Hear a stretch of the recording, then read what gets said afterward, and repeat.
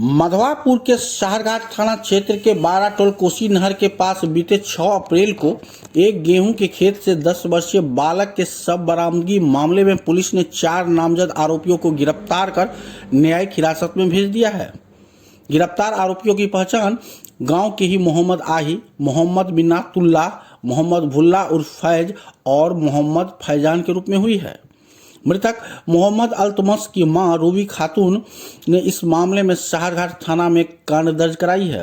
दर्ज शिकायत में कुल 6 लोगों मोहम्मद आही, मोहम्मद राहिल, मोहम्मद मिन्नातुल्लाह, मोहम्मद भुल्ला उर्फ फैज, मोहम्मद फैजान और रोजी खातून को नामजद किया है। वादी ने आरोप लगाया कि उनके बेटे का अपहरण कर उसकी हत्या की गई। एसएचओ शाहरघाट राकेश कुमार रोशन ने बताया कि मामले में फिलहाल 4 आरोपियों को गिरफ्तार कर न्यायिक हिरासत में भेज दिया गया है। शेष की गिरफ्तारी के लिए भी छापेमारी की जा रही है।